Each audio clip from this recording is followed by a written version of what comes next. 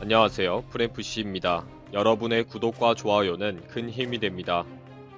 29일 일본에 떨어진 불덩어리 운석이 전 세계적으로 화제가 되고 있습니다. 상당히 큰 불덩어리가 도중에 폭발하면서 엄청난 발길을 보여줬기 때문입니다. 그런데 11월에 들어서 이런 불덩어리가 하루가 멀다 하고 떨어지고 있다고 합니다. 이상한 자연현상이 일본에서만 계속 생기다 보니 SNS에서도 흉흉한 말들이 떠돌고 있습니다. 곧 대지진이 일어날 징조에서부터 우주 공격론까지 말이 많습니다. 29일 오전 1시 34분경 하늘에서 불덩어리가 떨어지는 광경이 일본에서 관측되었습니다. 미에현과 아이치현 등 서일본을 중심으로 한 지역에서 광범위하게 확인이 되었습니다. 이 장면은 외부에 설치된 NHK의 카메라에 생생하게 찍혔고 보도가 되었습니다. 이 시간에 운전을 하던 일본인들도 직접 목격담을 SNS에 올렸고 블랙박스에 찍힌 영상은 트위터를 통해 공개되기도 했습니다. 이 소식은 방금 영국 BBC 방송에서도 보름달급 밝기의 불덩어리가 일본에 떨어졌다 라고 보도했습니다. 네티즌들은 SNS에 관련 영상을 올리면서 관심을 드러냈습니다. 불덩어리가 차량 블랙박스에 확실히 찍혔다. 어디에서 공격하고 있는 거야? 정말 엄청난 불덩어리이다. 불덩어리, 무슨 일이 일어나고 있다는 것인가?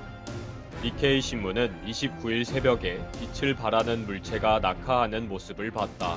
최대 보름달급의 밝기였다. 라고 보도했습니다.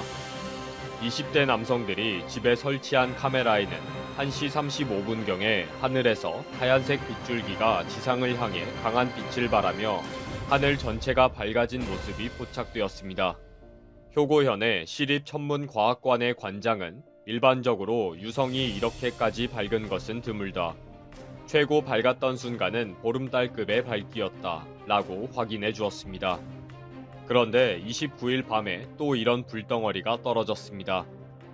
29일 밤 18시 38분에도 후지산에서 서쪽 하늘을 향해 불덩어리가 떨어졌다. 이 불덩어리는 왜 갑자기 느리게 떨어지고 있나요? 29일 하루에만 해도 새벽에 떨어지고 밤에 또 떨어지는 상황이다 보니 일본에서는 왜 자꾸 이렇게 하늘에서 불덩어리가 떨어지는지를 의아해하고 있습니다. 그리고 지난 22일에도 불덩어리가 떨어졌습니다. 22일 1시 11분에 도쿄에서 불덩어리가 발견되었다. 내려오다가 마지막에 폭발하면서 밝아졌다. 나도 밖에서 보고 깜짝 놀라서 기겁을 했다. 도쿄의 불덩어리를 실제 속도로 재생했다. 마지막에는 폭발해버렸다. 23일에도 또 떨어집니다. 23일 23시 27분에 후지산 북쪽으로 불덩어리가 떨어졌다. 광각 카메라로 촬영했다. 26일에도 또 떨어집니다. 11월 26일 4시 1분에 도쿄에서 촬영된 불덩어리이다. 도중에 폭발하면서 매우 밝아졌다. 남은 불덩어리가 희미하게 떨어졌다. 도쿄 대학 기상관측소에서도 확인이 되었습니다. 이렇게 일본에서 최근 불덩어리가 집중적으로 떨어지고 있는 것에 대해 이상한 주장을 하는 블로거도 나타나고 일본인들은 동조하거나 빈정거리는 반응을 나타내기도 합니다. 시바현에 있는 유명 블로거는 최근 일본을 겨냥한 불덩어리 투하가 너무 많다고 생각하지 않느냐. 이렇게 자주 불덩어리가 목격되는 것은 결코 우연이 아니다. 현재 일본은 우주 공간에서 공격을 받고 있고 자위대가 잘 방어하고 있다 라고 주장합니다. 그 증거로 지난 7월에 떨어진 불덩어리가 마지막에 갑자기 폭발한 것을 들고 있습니다. 대형 불덩어리가 그렇게 갑자기 폭발하려면 자위대가 방어를 위한 공격을 하지 않았다면 있을 수 없는 현상이라는 것입니다. 자세히 보면 갑자기 출현한 불빛이 불덩어리의 진행 방향과 정반대로 찌르고 뚫고 나가면서 순식간에 대폭발로 사라졌다는 것입니다. 최근에 갑자기 몰려오는 불덩어리는 이렇게 일본 영토에 떨어지기 전에 모두 갑자기 폭발로 사라져 버린다는 거죠. 이 천문 블로거는 자연 현상을 가장한 우주의 군사 공격 부대에서 일본을 겨냥해서 인공 불덩어리를 발사하고 있다고 주장합니다. 최근에는 인공지진, 인공태풍, 인공강우, 인공바이러스 등 사실은 사람들이 만든 것들이 상당한데도 자연현상으로 자신들의 공격을 숨기고 있다는 것입니다. 이런 상황인데도 24시간 365일 저런 적들의 간계를 미리 간파해서 대량 살상 계획을 철저히 방어해주고 있는 자위대 우주 함대에 진심으로 감사드린다 라고 글을 적었습니다. 이런 주장을 받아서 일본 상공에서 잇따라 불덩어리에 공격받고 있지만 자위대 우주 함대가 잘 격파하고 있다. 인공 불덩어리였다. 항상 그렇지만 우주 함대에 감사드린다. 라는 트윗을 올리는 일본인들도 많아지고 있습니다. 일본에서 예언을 하는 선지자로 유명한 아마세 히미카는 그동안 일본에 끔찍한 불덩어리 공격이 있을 것이다 라고 예언했습니다. 갑자기 지난 27일에 코드 이치로 스파이크라고 암호명을 제시합니다. 이 선지자를 추종하는 사람들은 이 선지자의 예언인 코드 275번이 결국 29일 불덩어리 투하로 증명되었다고 트윗을 올렸습니다. 정말 말도 안 되는 흉흉한 소문이 날 정도로 일본에만 불덩어리가 계속 떨어지고 있는 것입니다. 도중에 폭발하면서 밝은 빛을 내는 것도 유사할 정도입니다. 오늘은 카가와현과 시즈오카현 등의 하늘에 구멍이 뚫린 듯한 현상이 발견되어서 하루 종일 화제가 되었습니다. 기상학자들은 영하 상태의 구름들 사이에 증발해버리는 공간이 간혹 생긴다고 설명했습니다. 하루 종일 SNS에서는 이상한 구름이 나타났다. UFO가 나타난 현상이다. 최근 거대한 불덩어리가 계속 떨어지고 이상한 하늘까지 계속되고 있다.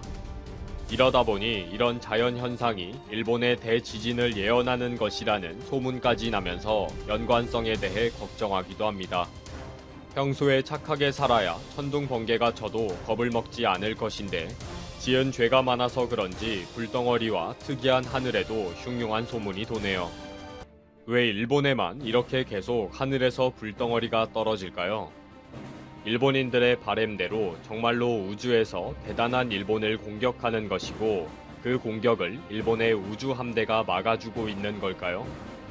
전 세계가 원인 파악에 나설 테니 빨리 실체가 밝혀졌으면 좋겠네요.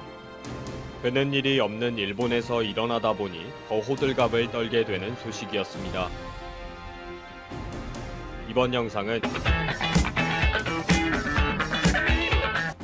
20일 오후 북총리와 이재용 삼성그룹 부회장이 만났다. 이 부회장과 북총리의 면담에는 노태문 삼성전자 무선사업부장, 이동훈 삼성디스플레이 사장, 최주호 삼성전자 베트남 복합단지장 등이 배석했다. 베트남 정부 측에선 총리실, 정보통신부, 기획투자부, 재무부 관계자들이 면담에 참석했다. 이 자리에서 총리는 최근 삼성의 약속은 기본적으로 잘 이행되고 있으며 특히 삼성이 동남아 최대 연구개발센터를 건설한 데 따른 것이라고 말했다. 코비드-19 유행의 맥락에서 삼성의 사업과 생산은 여전히 발전하고 있고 베트남 발전에도 기여하고 있다. 이재용 삼성그룹 부회장은 베트남이 전염병에 효과적으로 맞서고 사회경제적 발전을 이루는 몇 안 되는 나라 중 하나라는 점을 인정하면서 베트남에 올 때마다 새로운 도로, 좋은 호텔이 추가되는 등 새로운 건물이 많아지고 있다고 말했다. 이어 베트남 공장이 가동되지 않으면 세계적으로 삼성 생산 체인의 붕괴가 일어날 것이라고 덧붙였다. 엄격한 질병 통제라는 맥락에서 베트남은 질병 속에서도 여전히 전문 기술자 3천여 명을 대상으로 입국을 용이하게 하고 있다. 삼성 가족은 공장을 원활하게 운영하기 위해 베트남에 입국한다 라고 삼성그룹 부사장은 말했다. RD센터와 관련해 이재용 부회장은 삼성이 총리에게 2022년 말까지 가동하겠다고 단언했다. 이 센터에는 3,000명 이상의 엔지니어가 근무하게 되어 그룹의 주요 R&D 거점이 될 것이다. 총리의 제안으로 삼성은 그동안 제조업 투자뿐 아니라 연구개발 분야도 고려했고 소프트웨어 개발 분야에서도 베트남 기업과 협력해왔다. 호치민시에 있는 삼성 회사를 방문해 회사 운영은 물론 확장 필요성도 점검하겠다고 밝혔다. 삼성 부회장은 삼성이 베트남에서 사업과 투자를 잘하기 위해 더 많은 노력을 할 것이라며 총리가 그룹 측에 유리한 여건을 계속 만들어줄 것으로 기대했다. 정부는 호치민시 소재 삼성 기업을 호치민시 하이테크 파크의 수출과 공기업으로 전환할 수 있도록 하는 결의문을 발표해 베트남 내 기업의 규모 확대를 촉진하고 글로벌 경쟁력을 강화했다. 삼성그룹은 반도체 제품과 가전 등 3가지 모바일 강점을 갖고 있다. 모바일 기기, 가전제품의 2개 부문과 베트남에서 효과적으로 작동하는 스크린이 있다. 총리는 삼성이 앞으로 반도체 제조 공장에 투자해 베트남이 그룹의 전기전자 분야 생산 체인에 기여할 것으로 기대하고 있다. 현재 삼성의 현지화 비율은 지속적으로 증가하고 있다. 총리는 삼성의 공급망과 베트남에서의 연구개발 활동에 베트남을 지원하는 기업들이 더 많이 참여할 수 있도록 지속적으로 도울 것을 제안했다. 국 총리는 베트남이 삼성이 이 프로젝트에 투자하기에 가장 유리한 조건을 만들 준비가 되어 있다고 단언했다. 한국 질주 막자 1. 수소경제 주도권 놓고 노골적 견제. 한국이 글로벌 수소 산업에서 빠르게 위상을 높여나가자 일본이 노골적으로 견제를 강화하고 있다. 지난 2014년 수소사회로의 전환을 선언한 일본은 올해 도쿄올림픽 개최를 통해 수소사회 진입을 공식화하려 했으나 신종 코로나 바이러스 감염증 사태로 1년 이상 연기된 상황이다. 국내 수소산업진흥 등을 총괄하고 있는 수소융합 얼라이언스 추진단 등에 따르면 일본은 한국이 민관 합동으로 수소경제를 적극 추진하며 성과를 올리자 국제협력 등에서 한국 배제의 열을 올리고 있다. 실제 세코 히로시게 일본 경제산업상은 지난해 자국에서 열린 주요 20개국 정상회의를 통해 수소와 연료전지 분야에서 앞서 나가고 있는 일본, 미국, 유럽연합이 협력을 강화해 세계를 주도해 나가고 싶다고 강조했다. 한국이 지난해 수소경제 로드맵을 발표하며 세계에서 가장 많은 수소차를 생산하고 수소 충전소를 구축해 나가자 다급해진 일본이 국제협력 분야에서 한국을 제외했다는 분석에 힘이 실렸다. 일본은 수소전기차에 들어가는 수소 탱크 규격과 수소 충전소 안전 기준 등에 대한 국제 표준을 만드는데도 미국, EU와의 삼각협력 체제를 띄우고 있다. 정부도 이 같은 일본의 기류에 맞서 국가기술표준원이 미국, 독일, 프랑스, 캐나다 등의 전문가들과 수소경제 국제표준 포럼을 개최해 대응하고 있다. 한국의 수소산업을 선도하는 현대차도 개별적으로 미국 정부와 협력관계를 돈독히 하며 일본의 야심을 경계하고 있다. 현대차는 미 정부의 수소차인 넥소 5대를 기증하고 워싱턴 DC에 수소 충전소 설치를 지원하기로 했으며 미국 측은 현대차가 미국에서 수소 데이터를 추가 확보할 수 있게 돕기로 했다. 미국은 2004년부터 수소와 수소연료전지 개발 프로그램을 운영해 관련 기술은 가장 앞서 있다는 평가를 받고 있으며 세계 최대 시장이기도 하다. 로봇은 전 세계에서 8억 개의 일자리를 위협한다. 10월 20일 블룸버그 이코노믹스가 발표한 보고서에서 경제학자 자이드 다우드와 스콧 존슨은 자동화의 발전에 직면해 8억 명의 사람들이 고용의 위험에 직면해 있다고 말했다. 특히 걸프만, 체코, 슬로바키아, 일본이 가장 취약하다. 이들 국가는 기계로 가장 쉽게 대체할 수 있는 단순하고 일상적인 일을 하는 노동력의 비중이 크거나 이미 값싼 일자리에 의존하고 있기 때문이다. 일본의 사무보조원이나 중앙유럽 국가의 공장 노동자들이 그 예들이다. 전문가에 따르면 자동화가 확대되면 소득 불평등이 높아질 위험이 있다고 한다. 과거에는 로봇이 기술 수준이 낮은 직업에 큰 위협이 된다고 생각되었지만 이제는 고장난 기계 작업의 각 단계에서 역할을 대신할 수 있는 것으로 밝혀졌다.